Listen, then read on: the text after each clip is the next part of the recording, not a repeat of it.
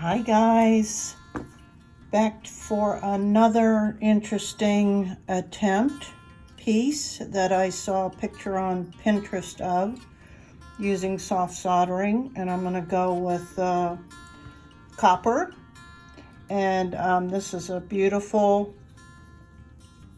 Variscite stone, really lovely with some teal green and browns, and I'm going to position it this oval in a horizontal manner and use some copper 14 gauge bare copper strips, wire actually, from Craft Wire USA, and I just cut 4 pieces off, hammered them down a little bit so they'd lay nicer, maybe get a better stacking effect. So I'm going to solder them together. I'm going to go ahead and get the copper foil on this stone and we'll proceed. Okay, now that I got the stone foiled, I'm using the Silver Gleam lead-free solder. Love it. Took me almost a year to finally break down and buy it because it's really expensive compared to all the other brands. I'm now using this liquid Flux instead of the paste Flux, and I like it quite well. I just put some of it in a bowl. It's liquid. It does it. You'll notice there's no that nasty fumes that happens with the paste Flux, and this seems to be doing a great job. In case you're wondering, I have a bad nail, and why I only have one fake nail on. It's really just to protect my ouchy nail. And I'm going to try these little fingertip things. They're a little tight, but they seem to work fairly well with giving us a little protection. So I'm going to flux this up and go ahead and apply the solder off camera, since we all know how to do that. Okay, got that done. We'll put that aside for now. Now we'll start the assembly on these pieces. And again, as I don't know if you noticed in the last one, this is kind of in the same theme, working with wires. It's a little tricky in the beginning, trying to get everything to line up and go according to plan, but it is doable. So we're just going to kind of, so here we go, knocking the camera, going to kind of tack solder, just getting the pieces on there, so then you can build on this. And I know lately I've seen people asking or complaining that they can't get the solder to stick, and so we're going to be addressing that because that's part of the problem. We say this is bare copper wire, so it should be good. It should accept the solder well, but some of the problems is that you got to get your receiving metal temperature hot so it does join, and then let it, see, it's joined now. Then you have to kind of let it cool a minute, because as you might know, once you reheat, it can open up joins again, and that's frustrating, as we well know. Let's see. These don't do such a great job, so I'm going to go back to my trusty washcloth for a little aid. And it's hard to see what's happening with the camera. Little tack solder there, let that cool. See, that one didn't take because that was the first application, and that new piece of copper wasn't warm. See if that worked. Usually the second time works.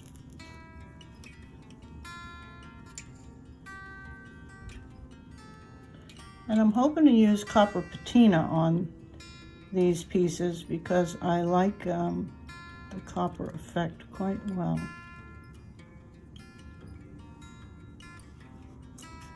Okay, seems to be working.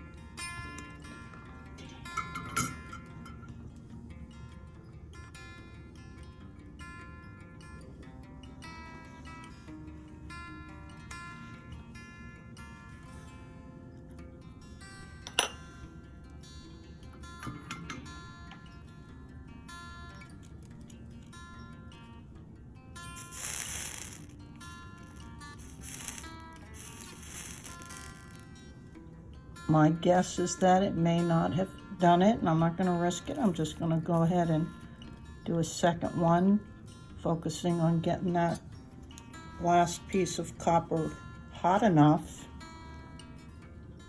And hopefully there's still some heat in it, that this second application will accept the join.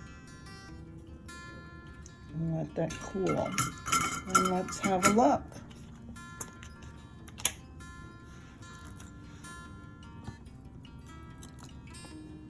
See, it's holding. Cool.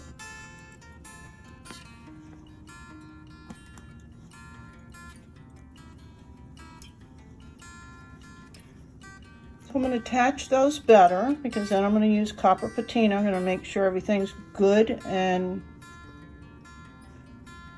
done, and then this is kind of what the final result's going to look like, and then do some decorative soldering. So I'm going to continue with filling this in, and I'll be back. Okay, I got this covered and connected pretty well. I like that. I did both sides. You can see some of the copper showing through because my hope is that I can use the copper patina on this and bring it all back to copper. But again, we'll see. So now I'm going to attach this to the stone, and I'm going to attach it at the top where the seam of the tape is. And for that, I'm going to use this third hand. Give us every little bit of help that we can get, or I can get. I don't want it on the back, and I don't want it on the front. I kind of want it in the middle, of course. See if I can get this lined up right. And these things take a little patience, which I admit I don't have a lot of patience. So I think this craft has helped me learn how to be more patient, and maybe I'm more patient with crafting because I love it and I know the outcome is going to be something that I'm proud of, so I'm willing to be more patient. Okay, again, we're going to try doing just a tack solder to get the piece initially attached before we go finagling and trying to find detail stuff. And I don't want it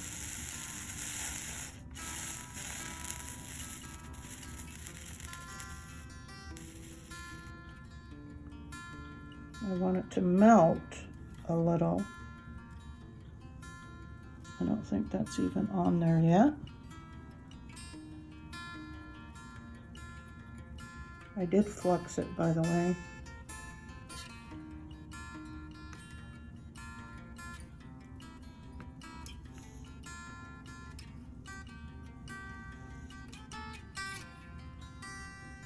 Let's see.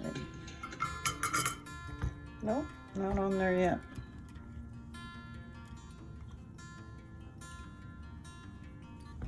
I wonder if we should flip this over and try it from the front, but I don't want to.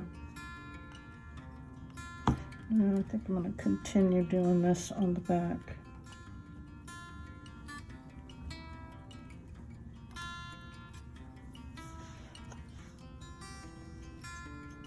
And again, we got to remember we're dealing with copper, which takes a little bit more to heat up.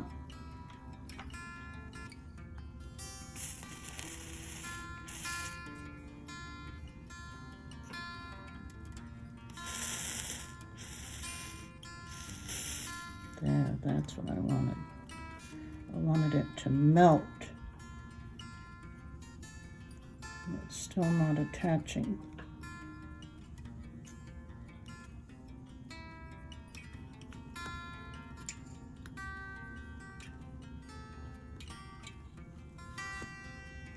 Oh, got my cord. That attached. Let's see. Yeah, that's exactly what I want. So I'm going to continue doing this off camera because then I don't have to worry about banging the camera and, you know, messing up, intertwining my cords and all that good stuff. So I'll be back.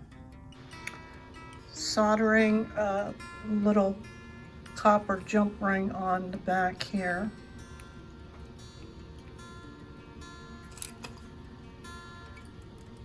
Not using a lot of solder.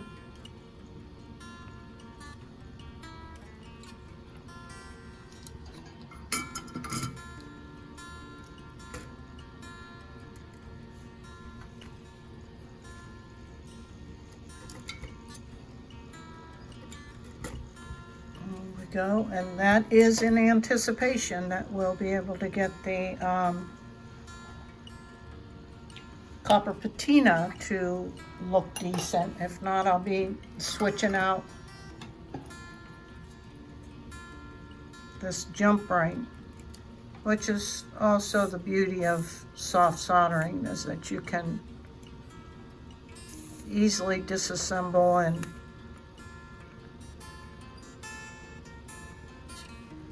reassemble if you don't like something.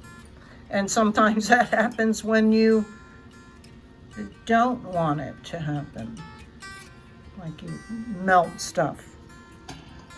Okay, now I'm going to go ahead and clean this up and evaluate and possibly do the copper patina. Let's see.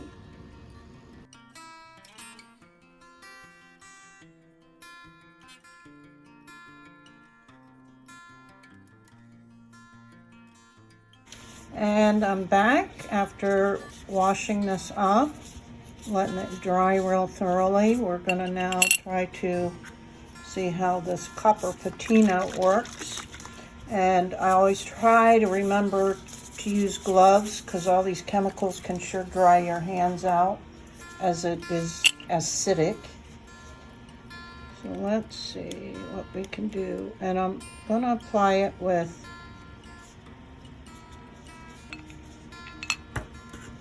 Q-tips, and I'm hoping to kind of have these little balls silver, so I don't know how effectively. Maybe I better get a little brush. I don't know if that'll be any better. And they don't really recommend paintbrush so much. In fact, I think I'll start on the back. Let's see what happens. It's turning it copper. That's a good thing.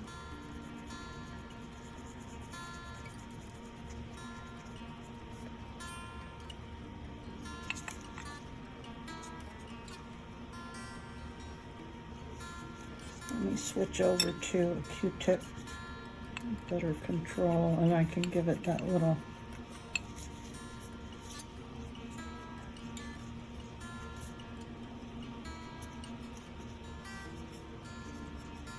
and I have to admit, even though I've had lately pretty good results with working with this copper patina, it's still not a super great product.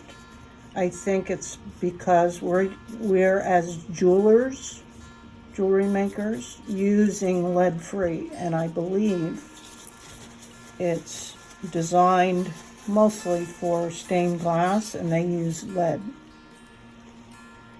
lead solder.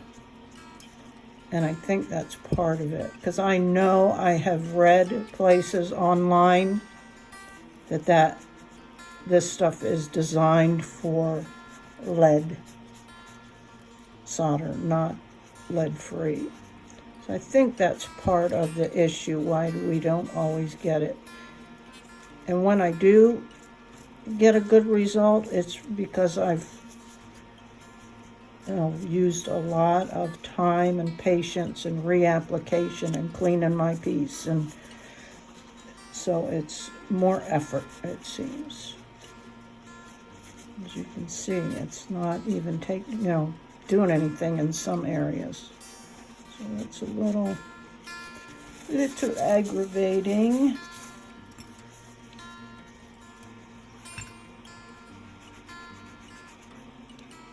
But the other thing I noticed seems to help is if you stop and dry your piece off for whatever reason. It seems to help when you do a reapplication. See, it's not super great. And that's why a lot of people don't use it. But I want to. I really want to. So I'm going to dry this off. Try reapplying and see.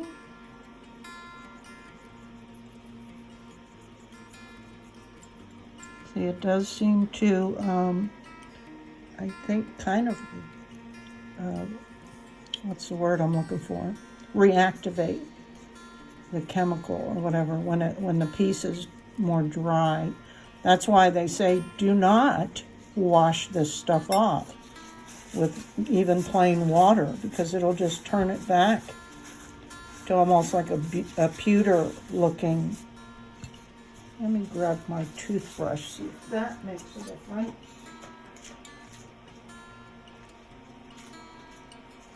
For me, it's a lot of trying different things and seeing what works, and one time it might work, the next time it doesn't. But this, with the brush and applying some force and more friction, is having a little bit better result now. I don't know if you can see that.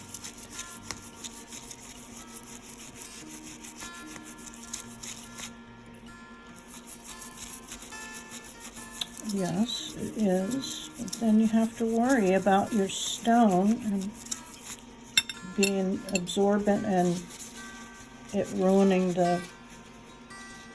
Oh, look, I haven't even done anything here and it's already turning that copper. Huh. Okay, weird. Weird.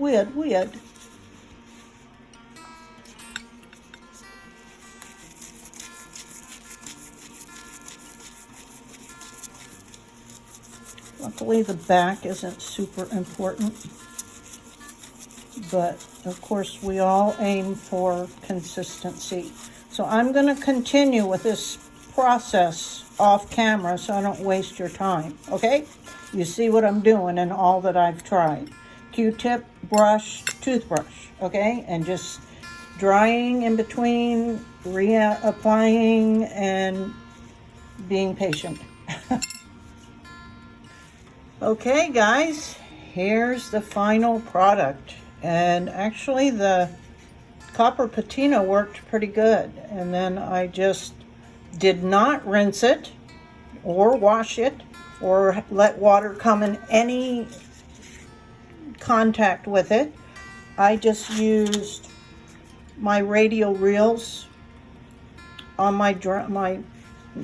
It's actually called Tack Life. I think I got the setup on Amazon a couple years, 3 years ago now, for like $32, and it's cordless, which I love because sometimes I'm working with water. Anyway, I really like how this turned out.